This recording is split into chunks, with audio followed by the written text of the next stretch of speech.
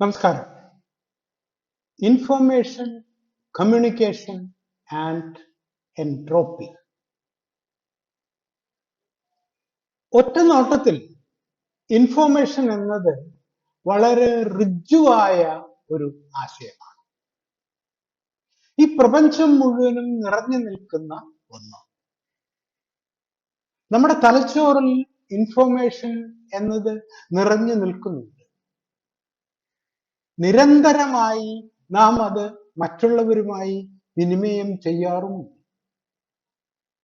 പക്ഷേ ഇൻഫോർമേഷൻ എന്നത് സയൻസ് ഇന്ന് വരെ കൈകാര്യം ചെയ്തിട്ടുള്ളവയിൽ ഏറ്റവും സൂക്ഷ്മമായതും പ്രയാസമേറിയതുമായ ഒരു ആശയമാണ് എന്നതാണ് വസ്തുത.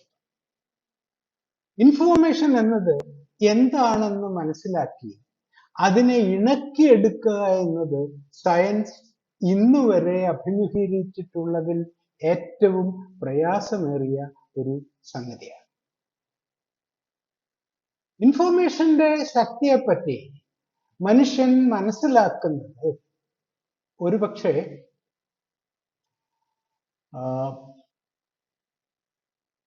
5000-ലേറെ വർഷങ്ങൾക്ക് മുന്നാണ്.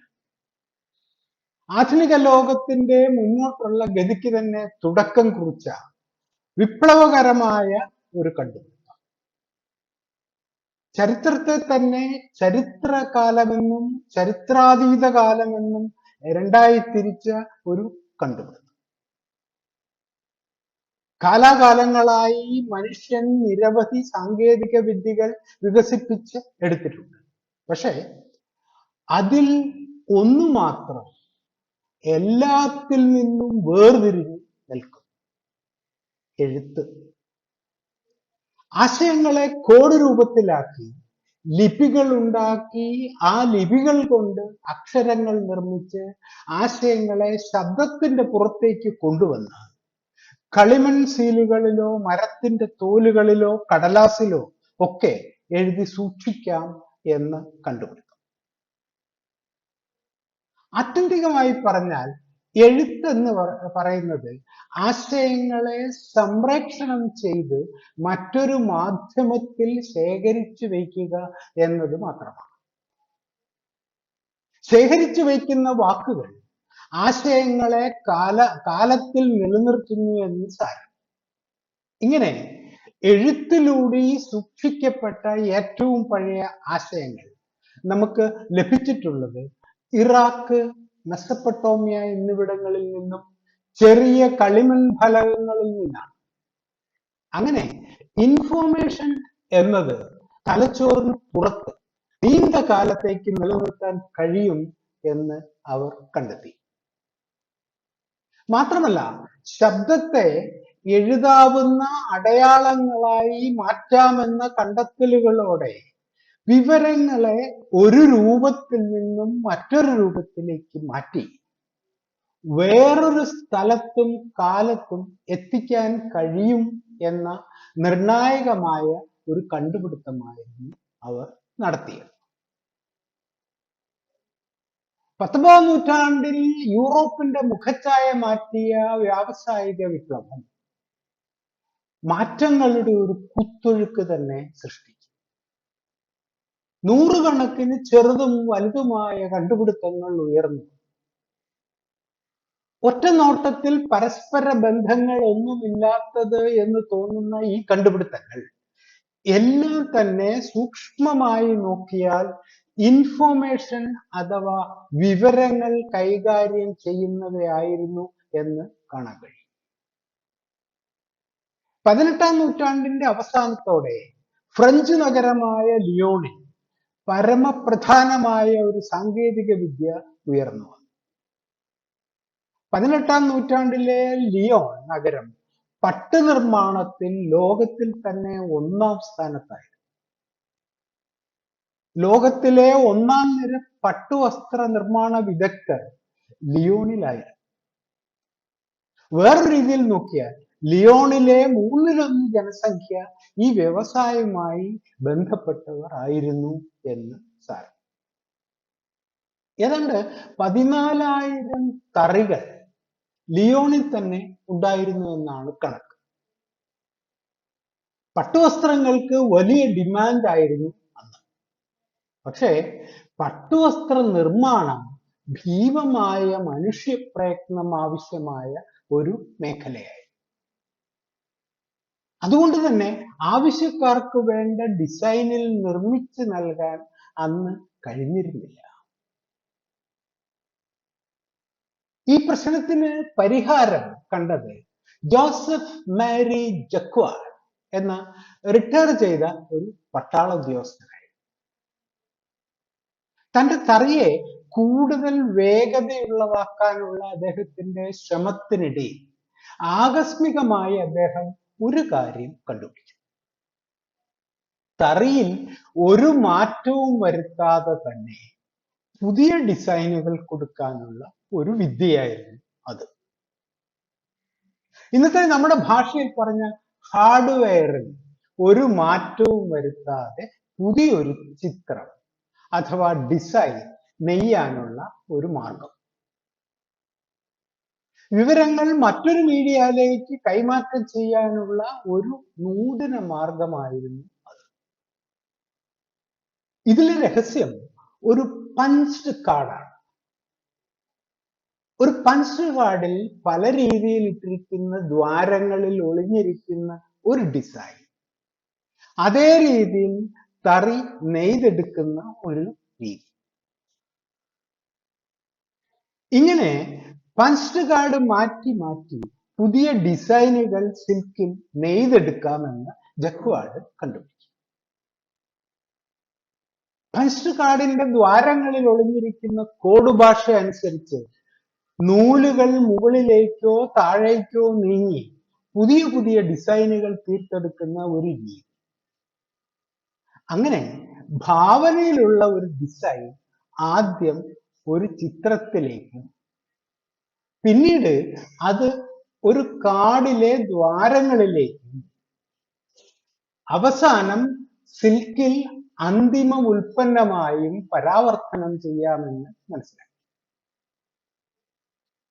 വ്യാവസായിക ലക്ഷ്യങ്ങൾക്കോ അതിന്റെ ഉറവിടങ്ങൾക്കോ ഉപരിയായി ഈ കണ്ടുപിടുത്തത്തിന്റെ ഹൃദയം മറ്റൊന്നായിരുന്നു.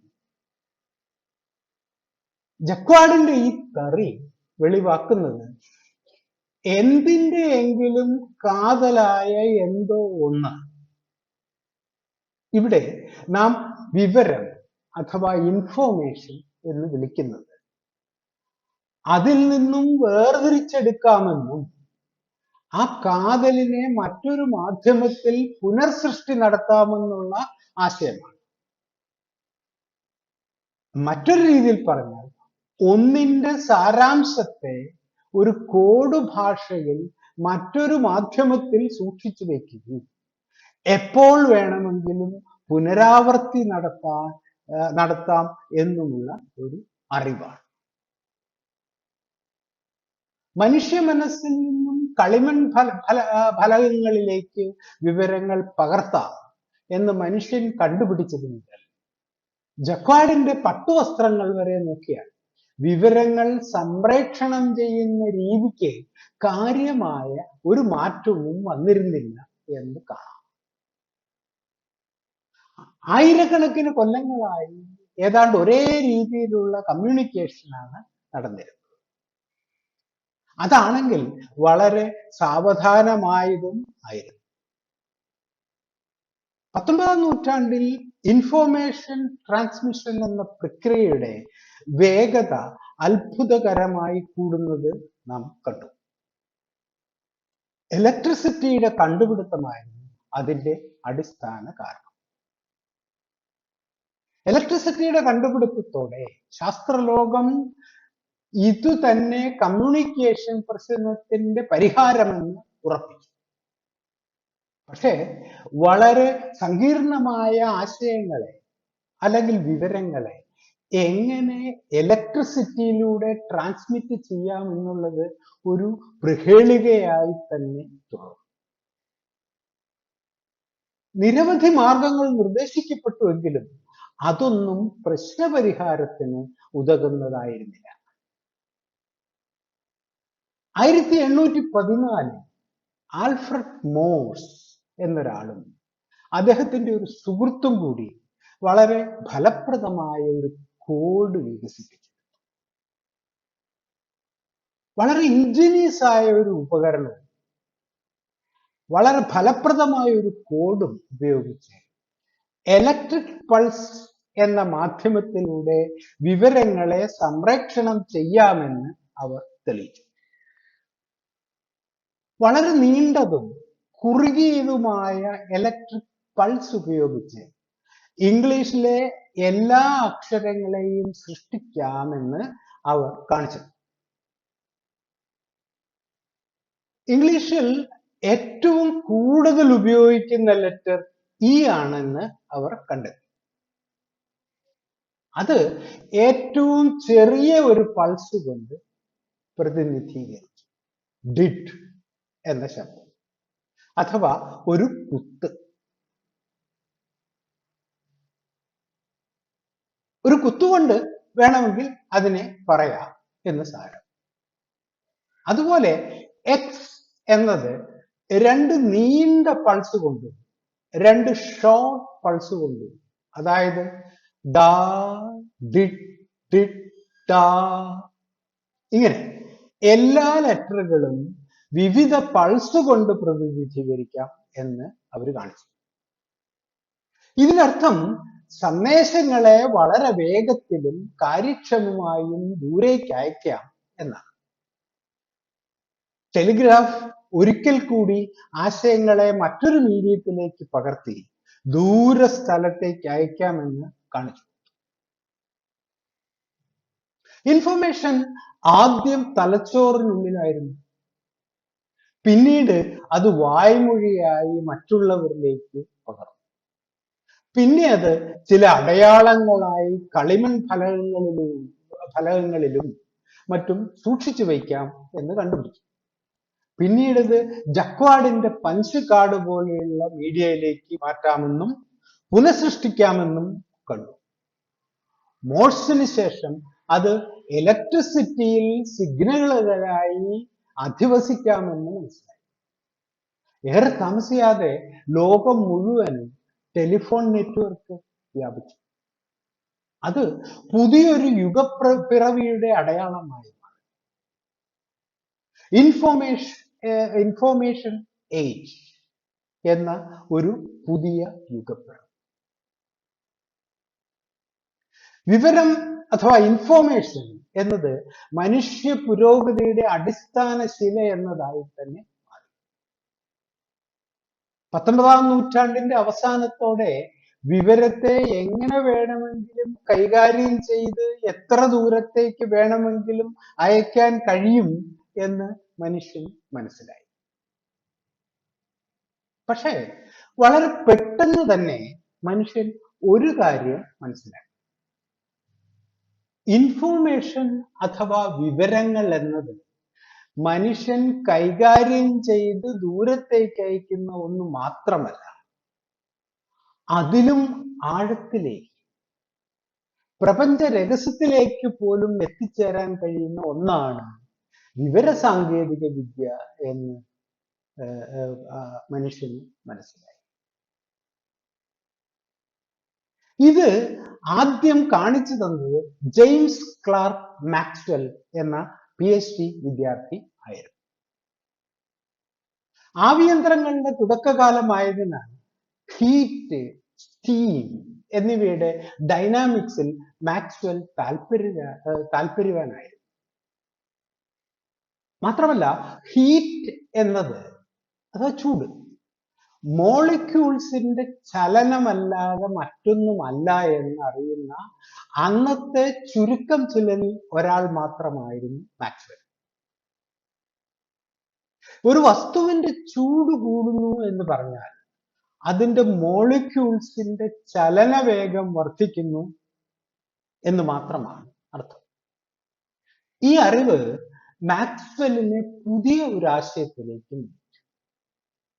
അതായത് മോളിക്യൂളിന്റെ ചലനവേഗത്തെ അറിയുന്നത് കൊണ്ട് മാത്രം അല്പം പോലും ഊർജം ചെലവിടാതെ തന്നെ നിങ്ങൾക്ക് ഡിസോർഡറിൽ നിന്നും ഓർഡർ ഉണ്ടാക്കാം എന്ന് മാക്സ്വെൽ ഒരു സിദ്ധാന്തം അവതരിപ്പിച്ചു. ഇങ്ങനെ ഒന്ന് തെളിയിച്ചാൽ അത് സയൻസിലെ തന്നെ ഏറ്റവും ഉറപ്പുള്ള സെക്കൻഡ് ലോ ഓഫ് തെർമോഡൈനാമിക്സ് തെറ്റാണെന്ന് തെളിയും. രണ്ടാം ഊർജ നിയമം പറയുന്നത് as energy is transferred or transformed more and more of it is wasted എന്നാണ്. അതായത് എനർജിയെ ട്രാൻസ്ഫർ ചെയ്യുമ്പോഴോ അല്ലെങ്കിൽ ഒരു രൂപത്തിൽ നിന്ന് മറ്റൊരു രൂപത്തിലേക്ക് മാറ്റുമ്പോഴോ കൂടുതൽ കൂടുതൽ എനർജി വേസ്റ്റായി മാറും എന്നാണ്. അല്ലെങ്കിൽ ഊർജം ഒരു രൂപത്തിൽ നിന്നും മറ്റൊന്നിലേക്ക് രൂപാന്തരീകരണം നടത്തിയാൽ എൻട്രോപ്പി അഥവാ ഡിസോർഡർ കൂടും എന്നാണ്. മാക്സ്വെല്ലിന്റെ സിദ്ധാന്തം പറയുന്നത് നിങ്ങൾക്ക് ഒരു സിസ്റ്റത്തെ കുറിച്ച് കൃത്യമായ ഇൻഫോർമേഷൻ ഉണ്ടായാൽ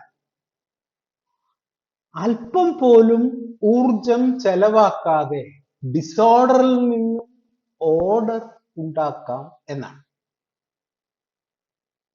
ഇത് തെളിയിക്കാൻ 1871 അദ്ദേഹം രൂപപ്പെടുത്തിയ ഒരു തോട്ട് എക്സ്പെരിമെന്റ് ആണ് സുപ്രസിദ്ധമായ മാക്സ്വെൽസ് ഡെമൺ എന്ന് അറിയപ്പെടുന്നത്. ഒരു തോട്ട് എക്സ്പെരിമെന്റ്. മാക്സ്വെല്ലിന്റെ ഭൂതം അസാമാന്യമായ കാഴ്ചശക്തിയുള്ള ഒന്നാണ്. ഒരു പെട്ടിയുടെ പകുതി ഭാഗം ചൂടുവായു പകുതി ഭാഗം തണുത്ത വായു നിറച്ചിരിക്കുന്നതിന്റെ മുകളിലാണ് ഈ ഭൂതം ഇരിക്കുന്നത്.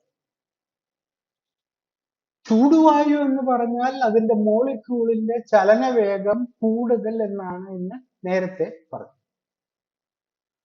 അസാമാന്യ കാഴ്ചശക്തിയുള്ള ഈ ഭൂതം വേഗത കൂടിയ മോളിക്യൂളിനെ കാണുമ്പോഴേക്കും അതിനെ ഇടതുഭാഗത്തേക്ക് തട്ടിയിടും. അതുപോലെ തന്നെ വേഗത കുറഞ്ഞ മോളിക്യൂളിനെ വലതുഭാഗത്തേക്ക് തട്ടിയിടും. ക്രമേണ ഇടതുഭാഗം മുഴുവൻ ചൂടുള്ള വായുവും വലതുഭാഗം മുഴുവനും തണുത്ത വായു ആയി മാറി ആ പെട്ടി ഒരു ഓർഡറിൽ ആകും. പക്ഷെ ഇതിന് വേണ്ടി വരുന്നതോ മോളിക്യൂളുകളുടെ ചലനത്തെക്കുറിച്ചുള്ള വിവരം അഥവാ ഇൻഫോർമേഷൻ മാത്രം. ഇത് ശരിയാണെങ്കിൽ അല്പം പോലും ഊർജം ചെലവാക്കാതെ ആ സിസ്റ്റത്തെ കുറിച്ചുള്ള വിവരം മാത്രം വെച്ച് ഡിസോർഡറിനെ ഓർഡർ ആക്കാൻ കഴിയും. ഇതിൽ എവിടെയോ ഒരു പിശകുണ്ട് എന്ന് ശാസ്ത്രലോകത്തിന് അറിയാമായിരുന്നു. എങ്കിലും അതെന്താണ് എന്ന് അവർക്ക് പറയാൻ കഴിഞ്ഞില്ല. 1936 അലൻ ട്യൂറിംഗ് എന്ന മാത്തമാറ്റീഷ്യൻ ഒരു കമ്പ്യൂട്ടിംഗ് മെഷീന്റെ ഗണിതശാസ്ത്ര മോഡൽ അവതരിപ്പിച്ചു. അന്നുവരെ കമ്പ്യൂട്ടർ എന്ന പേരിൽ അറിയപ്പെട്ടിരുന്നത് കണക്കുകൂട്ടലിൽ മാത്രം ഏർപ്പെട്ടിരുന്ന മനുഷ്യരെയായിരുന്നു.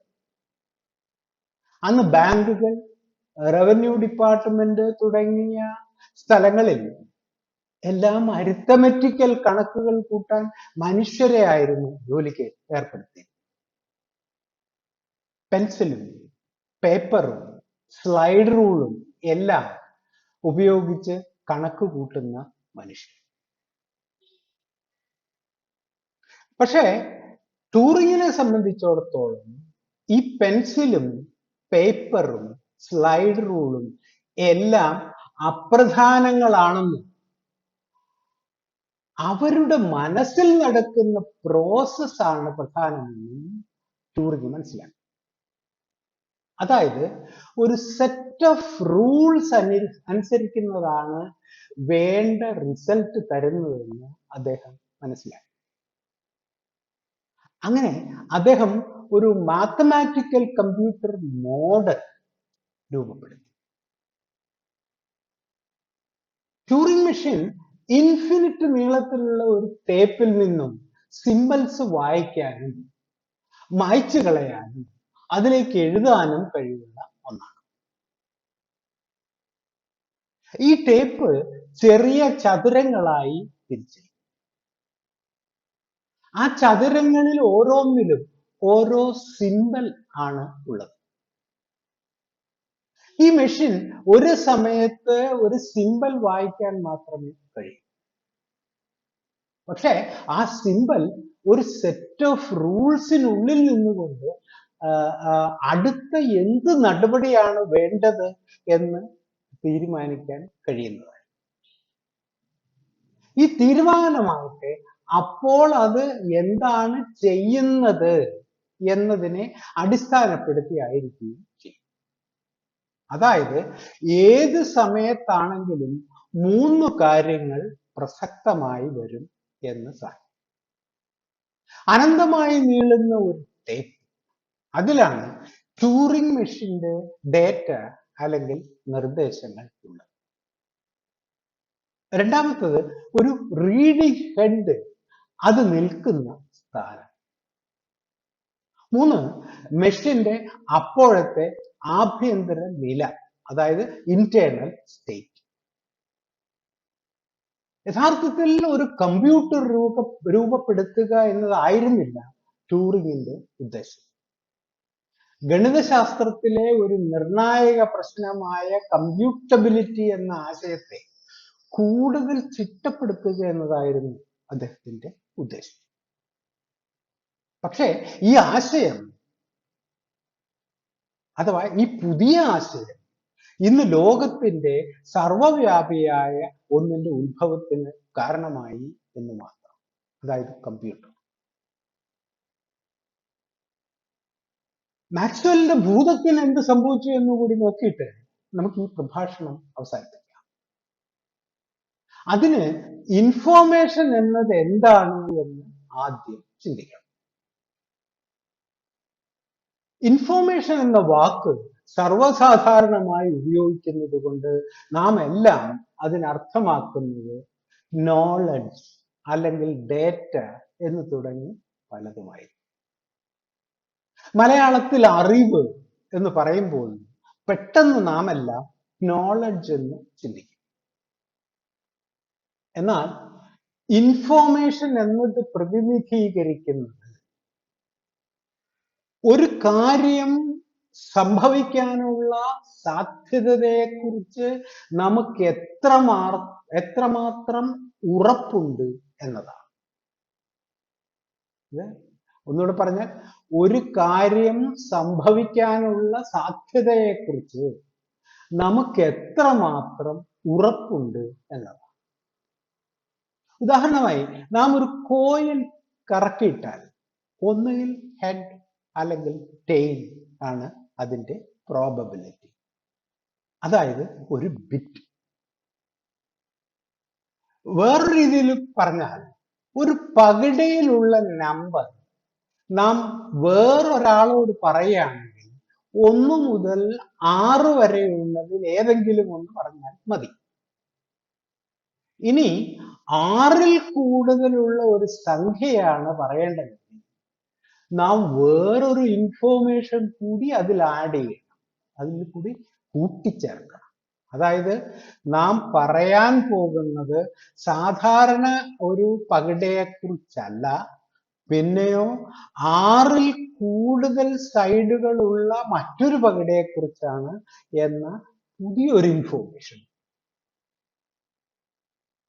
അതായത് കൂടുതൽ ഇൻഫോർമേഷൻ എന്നാൽ കൂടുതൽ എൻട്രോപ്പി എന്ന് സാരം. തെർമോഡൈനാമിക്സ് നിയമപ്രകാരം ഏതെങ്കിലും ഒന്ന് കൂടുതൽ ഡിസോർഡറിലാണെങ്കിൽ കൂടുതൽ ഇൻഫോർമേഷൻ വേണം അതിനെ വിവരിക്കുവാൻ.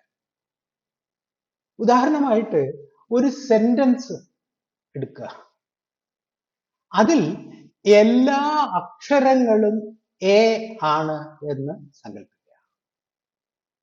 അപ്പോ അത് വളരെ ഓർഡേർഡ് ആണ്. അതേപ്പറ്റി പറയുവാൻ അതിലുള്ളതെല്ലാം എ ആണ് എന്ന് എന്ന കുറഞ്ഞ അറിവ് മാത്രം മതി. ഇനി മറ്റൊരു സെന്റൻസ് എടുക്കുക. വളരെ റാൻഡമായി അക്ഷരങ്ങൾ എഴുതിയ ഒന്ന്, പരമാവധി ഡിസോർഡർ ആണ് അത്. അതായത് അവിടെ ഹൈ എൻട്രോപ്പിയാണ് ഉള്ളത്. ആ സെന്റൻസിനെ കുറിച്ചുള്ള ഇൻഫോർമേഷൻ നാം കൈമാറണമെങ്കിൽ ആ സെന്റൻസ് മുഴുവൻ പറയേണ്ടി വരും. അതായത് more disorder the more information എന്ന് സാരം.